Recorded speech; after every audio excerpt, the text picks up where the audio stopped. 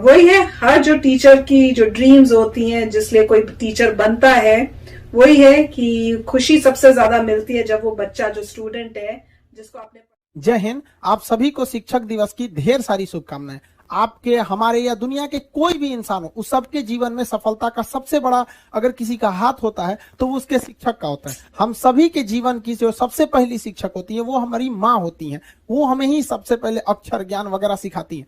सबके सफलताओं में शिक्षक का, अलग अलग शिक्षकों का हाथ होता है। वो नर्सरी से लेके हमें पूरे हायर एजुकेशन तक पढ़ाते हैं। आज के दिन हम अपने सभी शिक्षकों को हाथ जोड़कर नमन करते हैं, जिन्होंने हमको इतना पढ़ाया लिखाया, जो आज हमको काबिल बनाया। उन सभी शिक्षकों को हमको कहते हैं। बहुत सारे शिक्षक हमारे बीच हैं और हमारे बहुत सारे शिक्षक अब इस दुनिया में नहीं है। भगवान उन्हें स्वर्ग से भी ऊपर बैकुंठ धाम में स्थान दे, जिन्होंने बहुत ही लगन से, मेहनत से पढ़ाया था। वो दौर जब हम लोगों का था तो एक शिक्षक के प्रति बड़ा एक डर रहता था। जैसे स्कूल या कॉलेज के ग्राउंड में टीचर्स को देख लेते थे, डर जाते थे लोग। बट आज के वक्त में हम देख रहे हैं धीरे धीरे इस चीज का नैतिक पतन होते जा रहा है। भारत में शिक्षकों की या शिक्षा की बहुत पुरानी परंपरा, ये हमें विश्व गुरु कहा जाता है। अब आप कहेंगे सर ये विश्व गुरु का मतलब क्या होता है, ऐसे ही भारत को विश्व गुरु क्यों कहा जाता है? तो आप एक एग्जाम्पल से समझिए। हमारे तत्कालीन राष्ट्रपति उस समय के 94 में डॉक्टर शंकर दयाल शर्मा थे। 1994 में डॉक्टर शंकर दयाल शर्मा भारत से आधिकारिक दौरा पर ओमान गए। ओमान की राजधानी मस्कत पर जब हमारे राष्ट्रपति डॉक्टर शंकर दयाल शर्मा का हवाई जहाज लैंड किया तो ओमान के जो किंग थे, वहां के राजा, वो कभी किसी को रिसीव करने एयरपोर्ट पर नहीं जाते। ये प्रोटोकॉल मतलब नियम कानून होता है। किसी देश के राष्ट्रपति वगैरह नहीं जाते जब तक कोई बहुत खास मेहमान नहीं आ जाता। और लेकिन वहां पर किंग जो है वो प्रोटोकॉल तोड़ दिए।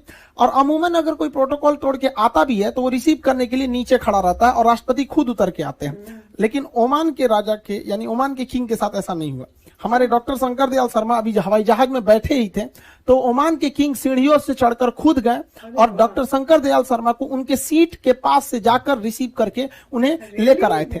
जब ड्राइवर्स और बॉडीगार्ड ने उनको कहा गाड़ी में बैठे तो वहां के किंग ने ड्राइवर को हटाकर खुद ड्राइव किए थे डॉक्टर शंकर दयाल शर्मा के गाड़ी को, हमारे राष्ट्रपति साहब के। और उन्हें इतना इज्जत दिया गया था जो इससे पहले ओमान में किसी विदेशी गणमान्य को ऐसी इज्जत नहीं मिली थी। जब मीडिया वालों ने उनसे पूछा कि आखिर शंकर दयाल शर्मा में ऐसा क्या खास है जो आपने इतने सारे प्रोटोकॉल्स तोड़ दिए, आज तक किसी राजा या किसी देश के प्रधानमंत्री, राष्ट्रपति को इज्जत नहीं मिली, तो ओमान के किंग ने कहा कि जब मैं स्टूडेंट था और भारत में पढ़ाई कर रहा था तो उस समय पुणे में जब उनकी पढ़ाई चल रही थी ओमान के किंग के, तो डॉक्टर शंकर दयाल शर्मा वहां पे उनके शिक्षक थे, वो वहां पे प्रोफेसर थे। तो उनका कहना था मैंने किसी राष्ट्रपति या प्रधानमंत्री को वो इज्जत नहीं दिया, बल्कि मैंने अपने गुरु को यह सम्मान दिया। उन गुरु के लिए मैंने इतने सारे प्रोटोकॉल तोड़े। इसलिए भारत को विश्व गुरु कहा जाता था। प्राचीन काल से आज तक बहुत सारे लोग भारत में आते हैं शिक्षा लेकर, बड़े बड़े पोस्ट पर पहुंचे हैं। उसके बाद से अभी तक कई सारे राष्ट्रपति, प्रधानमंत्री अलग अलग देशों के ओमान में गए, लेकिन उन्हें जो प्रोटोकॉल के तहत ही एक सम्मान मिला, वो सम्मान आज तक किसी को ओमान के किंग द्वारा नहीं मिला जो हमारे शंकर दयाल शर्मा जी को मिला था। हमारे शिक्षक हमको एक टीचर के साथ साथ एक दोस्त, एक गार्जियन की भी भूमिका में रहे। हमारा लाइफ का सपना था कि हम फौज में जाए। हमने एग्जाम भी दिए थे, एनडीए वगैरह कई सारे डिफेंस के लिए, लेकिन मेरे साथ एक गड़बड़ी था कि मेरा हाथ टेढ़ा था, ये एंगल वगैरह बहुत ज्यादा मेरा हाथ टेढ़ा है, तो मेडिकली अनफिट होने की वजह से हमारा फाइनली सिलेक्शन नहीं हो सकता था। हम काफी फ्रस्ट्रेट हुए थे कि हम क्या कर सकते हैं। तो हमारे टीचर ने मजाक मजाक में कहा था कि तुम एक काम करो, तुम दूसरे को पढ़ाओ, तुम्हारा हाथ टेढ़ा है तो क्या हुआ, दूसरे का करियर सीधा कर दो। टीचर्स ने हर वक्त में मोटिवेशन किया, चाहे कहीं पे भी, स्कूलिंग लाइफ में कभी मार्क्स खराब आ जाना, कभी इस सब में, तो टीचर्स हमेशा सपोर्ट में किए। एक बार हमको याद है कि ग्रेजुएशन में बीएससी में थे हम, मेरे मार्क्स बहुत ही खराब थे, ग्रेजुएशन 49% था। इतना कम बहुत खराब होता है, ये तो एक नॉर्मल से भी लड़कों का भी इससे ज्यादा ही आता है। मार्क्स बहुत कम आए थे, हम टेंशन में हो गए थे वहां पे। तो उन्होंने कहा टेंशन क्या लेते हो, लाइफ में टॉप करो, स्कूल या एग्जाम में टॉप किए ना किए कोई फर्क नहीं पड़ता है यहाँ पर। इसलिए किसी भी लाइफ की एंट्री भले खराब हो लेकिन एग्जिट एकदम तगड़ा होना चाहिए। आपका बचपना भले गरीबी में बीता हो लेकिन आपके माँ बाप की बुढ़ापा कभी गरीबी में नहीं बीतनी चाहिए। और लाइफ में ठोकर लगना तो बहुत जरूरी है, क्योंकि ताश में जोकर और जिंदगी में ठोकर कभी भी माहौल बदल सकते हैं। और बुरा वक्त से कभी घबराना नहीं चाहिए, क्योंकि बुरा वक्त ही बताता है कि लोग क्या थे और हम क्या समझ रहे थे। लाइफ में सबके साथ चैलेंजेस आते हैं, सबके जीवन में कठिनाइयां आती है। कठिनाइयों का आना एक पार्ट ऑफ लाइफ है और उससे जीत कर निकल जाना एक आर्ट ऑफ लाइफ है। सबके जीवन में संघर्ष आते हैं, हम लोग के समय में भी आए थे। बहुत सारे लोग ठग के चले गए, हमको तो इतना ज्यादा ठगा गया कि हम पटना केवल इसीलिए रुके कि हमको घर जाने का पैसा नहीं छोड़ा था। इस तरह से हमको यहाँ पर नुक्स लिया था लोगों ने। लेकिन हम धैर्य रखे, अपने टीचर से बात की तो उन्होंने काफी मधुर भाषा में बोला कि देखो बेटा, जीवन में किसी को ठगना पाप है, ठगा जाना कभी पाप नहीं है। तो तुम्हें कोई ठग रहा है तो ये उसकी गलती है, जीवन में तुम किसी को मत ठगना, क्योंकि हम किसी भी इंसान के सीसीटीवी कैमरे से बच सकते हैं, लेकिन जो ऊपर वाले ने सीसीटीवी कैमरा लगाया है उससे कोई नहीं बच सकता। इस देश में कुछ ऐसे लोग हैं ना जिनको अपने बारे में मतलब नहीं है, लेकिन दूसरे के बारे में टांग वो ज्यादा लगाएंगे। उन लोगों से कहते हैं भाई दूसरे के ऊपर पीएचडी करने से बेहतर है खुद के ऊपर ग्रेजुएशन कर लो, ज्यादा अच्छा रहेगा। हमको एक बार 22 मई को रिपोर्ट ऑन खान सर पूरा ट्विटर पे ट्रेंड कर दिया सर, आप लोगों ने देखा होगा, अजीब सा माहौल बना दिया उन लोगों ने। कीजिएगा, वक्त जब बिगड़ता है तो गूंगे भी बुराई करने लगते हैं, जब लोग बराबरी नहीं कर पाते तो पैरों के नीचे खुदाई करने लगते हैं, लेकिन ऐसे लोग ज्यादा देर तक टिकते नहीं हैं, सारे लोग खत्म हो जाते हैं। वैसे भी जब इस कंट्रोवर्सी चल रही थी मेरे ऊपर तो सारे स्टूडेंट ने, सारे शिक्षक, अलग अलग फील्ड के, कुछ डॉक्टर्स, वकील, मतलब इवन जो लोग एजुकेशन से डायरेक्ट नहीं जुड़े हैं, इनडायरेक्टली जुड़े हैं, उन लोगों ने भी बहुत सपोर्ट किया। आप सभी लोग का आज के दिन बहुत बहुत धन्यवाद करते हैं, ताकि आप लोगों ने बहुत ज्यादा सपोर्ट दिखाया। टीचिंग में क्या है कि भाई देखिए, बहुत हम सब की टीचर्स की अलग अलग कोचिंग्स हो सकती हैं, अलग अलग सब्जेक्ट हो सकते हैं, बट सबका ध्येय, सबका उद्देश्य एक ही रहता है कि ज्यादा से ज्यादा लोगों को शिक्षित किया जा सके, ताकि हर इंसान अपने फील्ड में आगे जा सके और व्यक्तिगत रूप से देश की भलाई में बहुत सारा काम कर सके। ऐसा नहीं कि किसी जगह पे सुधार की कोई गुंजाइश नहीं होती, हर जगह कुछ ना कुछ सुधार की गुंजाइश होती है। टीचिंग फील्ड में भी हमने एक चीज को देखा है कि मतलब टीचिंग में एक टीचर दूसरे टीचर, कुछ ऐसे नहीं, ऐसे 2-4% टीचिंग में देखे होंगे कि किसी दूसरे टीचर की बुराई करना या वो ऐसा पढ़ा रहे हैं, ऐसा नहीं करना चाहिए किसी भी टीचर को, क्योंकि उसे इंडिविजुअल सोचना चाहिए कि इससे अगर वो किसी एक टीचर की बुराई कर रहा है तो इससे वो इंडिविजुअल नहीं रह जाता, फिर एक कैटेगरी। जब आप टीचर बोलते हैं तो एक समुदाय को वो दर्शाता है, तो ऐसा नहीं होना चाहिए। दूसरी, टीचर्स में आज के वक्त में क्या है कि वही पुराना स्टाइल है कि भाई किताब खोलें और पढ़ाने लगे, तो ये गलत है तरीका। टीचर्स के अंदर खुद सोचना चाहिए कि अगर वो लोग, कोई भी टीचर हो दुनिया में, कोई भी, अगर खुद से किताब सामने रखेगा तो एक सामने पढ़ने वाले स्टूडेंट का मोरल गिर जाएगा कि भाई टीचर ने खुद ही खुद किताब खोल रखा। हम लोग जब पढ़ते थे तो एक चीज हम लोग के मन में एक चीज जरूर घूमता था, यार सर को इतना याद कैसे रहता है, क्योंकि हम लोग के टीचर ने कभी किताब नहीं खोला। वो अलग बात है कि आप कोई न्यूमेरिकल सॉल्व करा रहे हैं या कुछ भरवा रहे हैं तो वो एक मजबूरी है, बट जब समझाने का वक्त हो, एक फ्लो का वक्त हो, तो उसमें नहीं रखना चाहिए।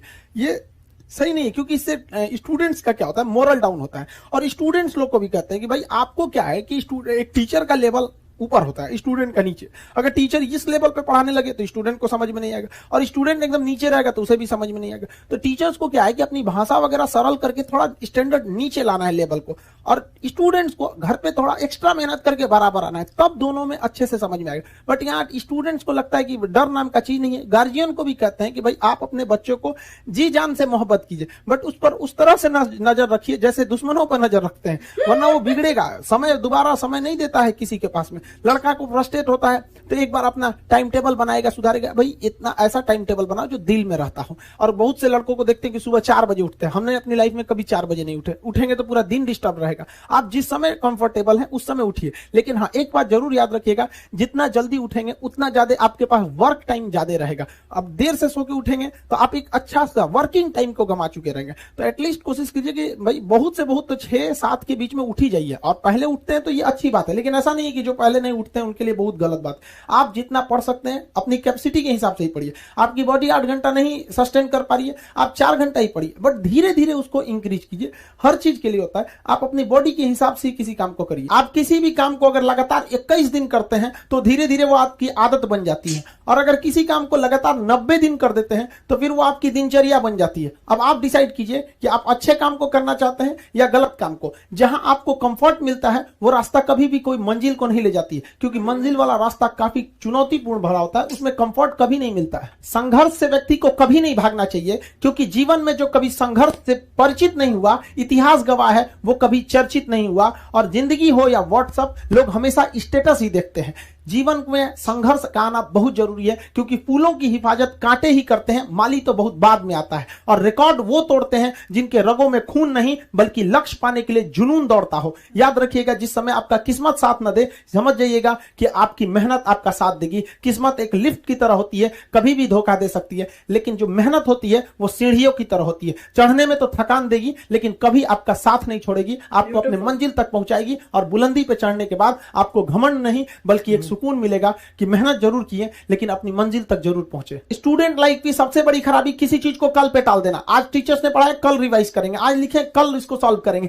कल पे कोई नहीं टालना चाहिए। जिसने ये कल किया या हमको ये करना चाहिए, उनको तो असफलता फिक्स है। उसने असफलता की दहलीज पे पैर रख दिया। जिसने किया कल, दिन गया टल। जिसने कहा परसों, बीत गए बरसों। और जिसने कहा आज, उसी ने किया राज। जीवन में संस्कार का भी बहुत बड़ा मोल होता है। आप अपने विचारों से स्वतंत्र रहिए लेकिन संस्कारों से बंधे रहिए। कभी भी अहंकार मत रखिए, क्योंकि आप कितनी भी बुलंदी पर क्यों ना चले जाएं, लेकिन याद रखिएगा आसमान में बैठने की जगह नहीं होती है। जो भी बुलंदी पे जाएगा उसको एक ना एक दिन, आज नहीं तो कल, उसको वापस इस धरती पर आना है। इसलिए बुलंदी को देखकर बहुत जल्दी घमंड में नहीं आना चाहिए। और हमेशा याद रखिए, बड़े बुजुर्गों से मिलकर बैठना चाहिए, उनसे बातें करना चाहिए। बड़े नायाब होते हैं ये लोग, कुछ लम्हों में जिंदगी के तजुर्बे बता देते हैं। याद रखिएगा, समय, सम्मान और विश्वास, ये 3 ऐसी चीजें होती हैं जो एक बार अगर हाथ से चली गई तो फिर दोबारा लौट के कभी नहीं आती। जीवन में सबके प्रति दया का भाव रखना चाहिए। और सबसे बेशर्म चीज अगर कोई इस दुनिया में है तो वो गरीबी है।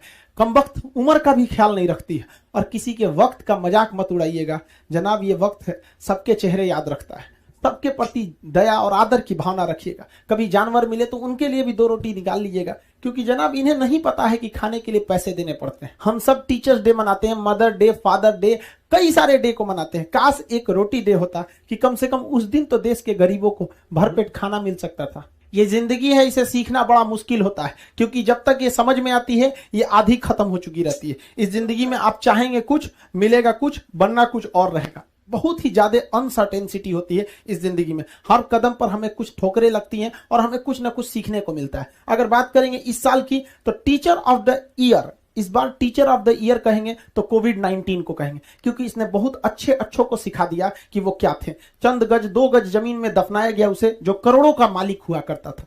सबको समझ में आ गया कि पैसा धरा का धरा रह जाता है, इंसान कठपुतली है। इसलिए मिल बांट कर रहिए, जितनी जिंदगी है एक दूसरे से संपर्क में रहिए, एक दूसरे के दुख में सुख में भाग लीजिए। किसी के सुख में जाइए या ना जाइए, लेकिन दुख में जरूर साथ दीजिए, क्योंकि अपने वो नहीं होते हैं जो तस्वीर में साथ हों, अपने वो होते हैं जो तकलीफ में साथ देते हैं। इस बार इस कोरोना ने बहुत सारे लोगों को, अपनों को खोया। शायद ही कोई ऐसा गांव होगा जहां अपनों ने नहीं, अपने किसी अपनों को नहीं गंवाया हो। तो उन सब की आत्मा को भगवान शांति दे, उनके परिवार के लोगों को यह हिम्मत दे कि वो इस दुख की घड़ी को निपट सके, इससे जल्दी से बाहर आ सके। और जितने लोग हैं जो अभी कोरोना भी पूरी तरह से खत्म नहीं हुआ, वैक्सीनेशन को बहुत तेजी से करें ताकि ये जनजीवन पूरी तरह से अपनी पटरी पर आ पाए। देखिए, बहुत सारे लोगों का कहना है कि कोरोना ने उनका बिजनेस बर्बाद कर दिया, उनका आय का साधन बर्बाद कर दिया, परिवार उजाड़ दिया। हम इस बात को मानते हैं, लेकिन याद रखिएगा, जिसके पास अपने के लिए कुछ नहीं होता है उसे हराना असंभव होता है। अब याद रखिए, अब आपको जिनको ने बहुत ज्यादा संघर्ष देखा उन्हें हराना मुश्किल होता है, क्योंकि झूला अगर बहुत पीछे जाता है तो याद रखिएगा बहुत आगे का भी सफर करता है। इसलिए जिंदगी से, संघर्ष से सीखना रहना चाहिए, भागना नहीं चाहिए। आप सब देश के किसी भी कोने में रहे,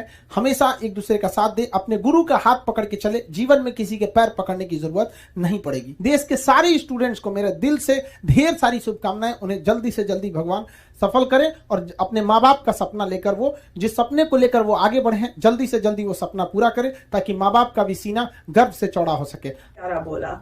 और वही है, हर जो टीचर की जो ड्रीम्स होती हैं, जिसलिए कोई टीचर बनता है, वही है कि खुशी सबसे ज्यादा मिलती है जब वो बच्चा, जो स्टूडेंट है, जिसको गाइज आपको यह मैसअप रिएक्शन का वीडियो कैसा लगा, अपने थॉट को नीचे वीडियो के कमेंट में जरूर बताइएगा। वीडियो पसंद आई हो तो वीडियो को लाइक जरूर कर दीजिएगा। चैनल पे नए हैं तो चैनल को सब्सक्राइब जरूर कर लीजिएगा। तो थैंक यू, मिलते